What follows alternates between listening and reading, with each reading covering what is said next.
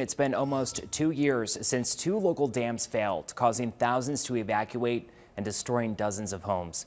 Now, a new report from the team tasked with studying the dam failures says the catastrophe was foreseeable and preventable. Developing this morning, an infant and 3 adults are dead after 3 separate shootings across Flint this weekend. Now, investigators say the gun used in the shooting was purchased by the boy's father just last week. So mass vaccination efforts in Saginaw County are underway right now at the Dell Event Center, which has been completely transformed into this neighborhood mass vaccination clinic. Continuing coverage, Consumers Energy has determined there were no issues with its natural gas system leading up to the Flint home explosion. I am excited to eat a punchki. Okay, so we were just having this discussion. Is it punchki or punchki? And like, what's your take on this? I would say punchki. Okay, me too. I say punchki. A man accused in a plot to kidnap Governor Gretchen Whitmer is asking a federal judge to release him from jail pending trial. And developing this morning, Russian troops continue to advance on Ukraine's capital, despite the 2 nations agreeing to begin talks today. Well, today the Senate will be voting on the Women's Health Protection Act, which preserves access to abortion nationwide. A leaked opinion shows Roe v. Wade could be overturned as soon as next month. Colette, it is quite the mess out here, I will say that for sure. And now that it is bright out, we can finally see kind of just the damage that is left here overnight. Finger pointing between the Genesee County clerk and the organizer of a recall against a Davison school board member. The traffic has really picked up here in Thomas Township. We're along M46 and Miller Road. So not seeing any problems from any vehicles who are making the rounds on their morning commute. Now, Mike, the homeowner here, tells me that in his lifetime, he's experienced 3 separate tornadoes, but the storm that passed through here was something he never experienced before. And that breaking news in just the past hour, a 16-year-old Montrose teen has been charged in the deadly February car crash that killed Flint Police Captain Colin Burney. We want to thank you, though, for joining us for the news at noon. I'm Blake Keller. Joining us now, we're in the First Warn 5 Weather Center. Meteorologist Matthew Mondro. You know, I was up in Sterling just a few hours ago, and I cannot tell you how dark, how much it rained, and thunder and lightning that we saw. Right, exactly. There was a lot of storm activity up in that area. Hey, Colette, good morning. Now, campus is basically a ghost town this morning after university officials canceled classes due to the ongoing public safety emergency. Hey, Colette, good morning to you. We are along Saginaw Street right here in Sanford. You can see the Red Oak right behind me. They're preparing to open around 8 this morning, but that is just one business that has come back. And some more breaking news. We're learning more after the FBI conducted several searches this morning in Saginaw County. Authorities were in the 1600 block of Iowa Avenue in Bridgeport Township at around 6 a.m. When you come in, we have seen a lot of passengers wear their masks, so they have those safety measures in place as well. Of course, sanitizer around the entire building. Here at this location, the clerk has been doing temperature checks on all the poll workers. They have plexiglass here to kind of separate you from the poll worker there. And I'm Blake Keller. So glad you could be here. Meteorologist John Gross is with us. We're nearing Memorial Day weekend. And a beautiful weekend. Beautiful. Gorgeous. Yeah. It's looking great, guys, isn't it? Yeah. It's beautiful. We got a little bit of work to do to get there first. A little bit of rain on the way today. Right. The shooting happened in the town of Uvalde, which is about 80 miles west of San Antonio. Danya Backus is there with the latest. Responding to the type of terror unleashed in Texas was the subject of a special report on TV5.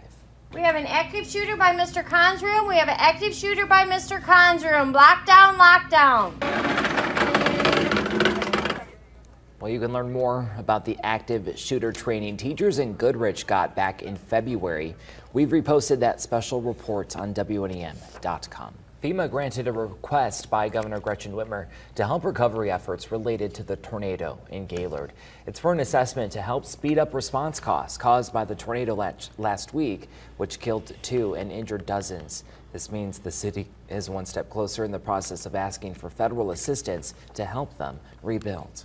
Across Michigan now, families with food assistance benefits get an extra $95 this month to help lower the cost of groceries. Governor Whitmer's office says it'll help more than 1.3 million people in 700,000 households across the state. Those eligible should already have the money. It was applied to Bridge cards earlier this month. If you are eligible, you do not need to reapply. More local news now. A decision is up in the air for the city of Saginaw, debating which city employees should receive COVID-19 hazard pay. Now, some city workers are set to get a payment, but others employed by the city are hoping to expand the plan to include more people. The prospect is the result of an officer's COVID-19 ordeal preventing him from getting the money. Now, Detective Philip Graves from the Saginaw Police Department is justifying the agency's push to expand who will receive stimulus-backed hazard pay and how much they get. We're already short-staffed. Graves says when the department saw the parameters of the hazard pay, they knew it would exclude a fellow detective, Dominique Vasquez. And Graves says that Officer Vasquez got COVID at the start of the pandemic and almost lost his life. He was hospitalized for 83 days on a ventilator, and it took him nearly a year to get better. His rehab caused him to miss out on logging hours that would have qualified him for the hazard pay.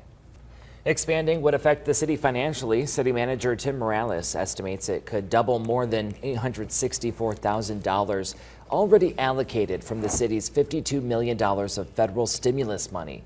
More workers would qualify, and they would also track more hours, potentially qualifying them for more than what they originally would have received. Morales is expected to present an option to expand.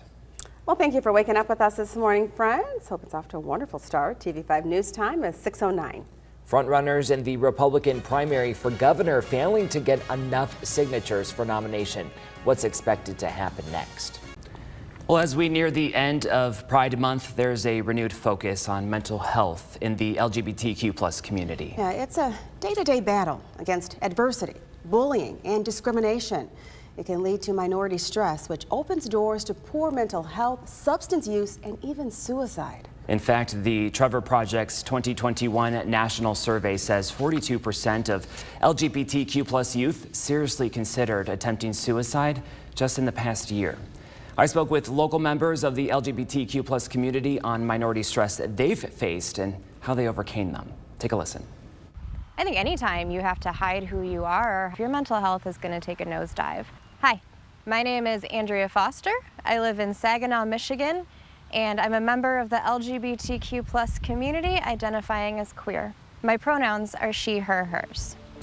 Growing up in churches or any sort of religion that doesn't condone homosexuality, it can be really tough when you know there's a part inside of you that is. It's a reality Andrea Foster and members of the LGBTQ+ community face, reluctant to be visible. Growing up, I think my mom was really terrified that I would be gay. I was already a really depressed and anxious teen, and I am positive that a small part of it was just not feeling accepted.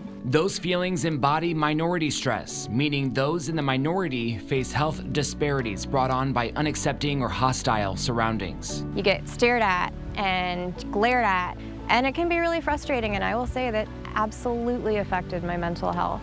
I took a job actually overseas in South Korea as an English teacher, but I remember when I was over there, there was always the concern that, okay, I could lose my job. Hi, my name is Antoine Martin. I live in Flint, Michigan, and I identify as gay, and my pronouns are he, him, and his.